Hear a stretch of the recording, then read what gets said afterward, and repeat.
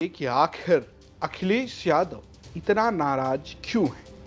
क्या वो दो शब्द हैं जो उन्हें बहुत चुभते हैं और उसके इस्तेमाल पर सबको ऐसा ही जवाब मिलेगा? साथ ही साथ ये भी जानिए कि राहुल गांधी के किस पोस्टर पर मचा है बवाल और केशव प्रसाद मौर्य ने उन पर क्या कहा है।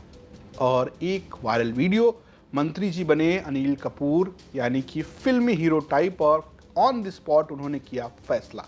नमस्कार, मैं हूं रजत सिंह और आप देख रहे हैं आज का यूपी।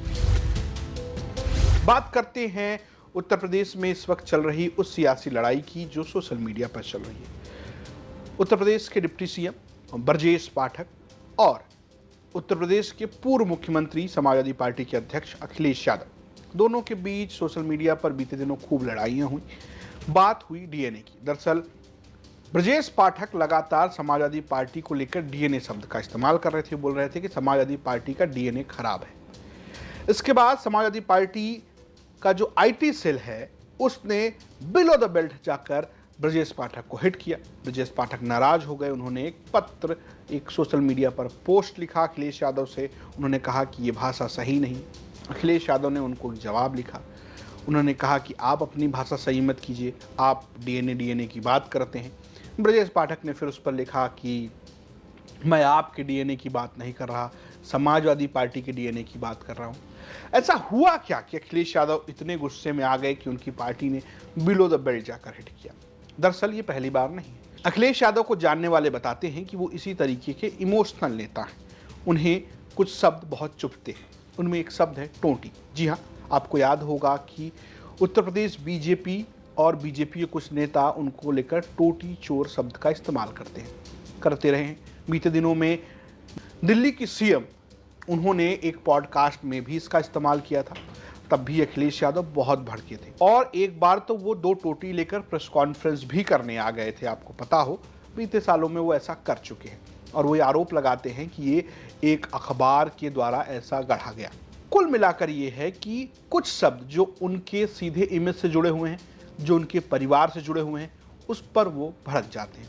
जब उन्हें टोटी चोर कहा गया तो उनकी पार्टी ने इस तरीके से हिट किया कि दिल्ली की सीएम रेखा गुप्ता ने बाकायदा उनसे माफ़ी मांगी और उन्होंने सोशल मीडिया पर पोस्ट करके माफ़ी मांगी।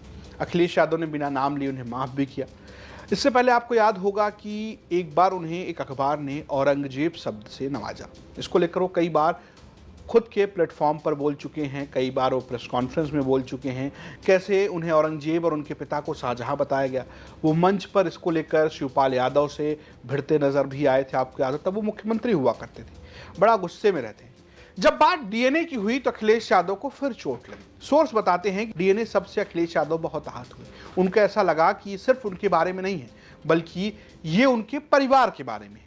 ये बात मुलायम सिंह यादव, उनके परिवार जो यादव परिवार है, जिसमें डिम्पल यादव आती हैं जो सांसद हैं मैनपुरी से, धर्मेंद्र यादव जो कि सांसद हैं आजमगढ़ से, अखिलेश यादव जो खुद कन्नौज से सांसद हैं, इसके अलावा आदित्य यादव हैं या फिर फिरोजाबाद से अक्षय प्रताप यादव हों, रामगोपाल यादव हों, शिवपाल यादव हों और तेज प्रताप यादव, सभी यादव परिवार में आते हैं। एक बड़ा परिवार है। जब डीएनए की बात की गई तो ऐसा लगा कि अखिलेश यादव ने इसे डीएनए से जोड़ लिया और उन्हें इससे बहुत आहत महसूस हुई। हालांकि लोग ये भी कह रहे हैं कि ये पॉलिटिक्स भी है। इस पॉलिटिक्स में ब्राह्मण पॉलिटिक्स नजर आ रही है। दरअसल बीते दिनों अखिलेश यादव पी से पंडित जी भी कहते नजर आए। उन्होंने कहा सत्ताधीश यानी कि मुख्यमंत्री योगी आदित्यनाथ को हाथा, तिवारी हाथा नहीं भाता और तिलक जो कि ब्राह्मण लगाते हैं वो नहीं लुभाता। ऐसे में अखिलेश यादव ने जो आखिरी पोस्ट लिखा इस पर, उसमें ब्रजेश पाठक को इसी मुद्दे पर घेरते भी नजर आए।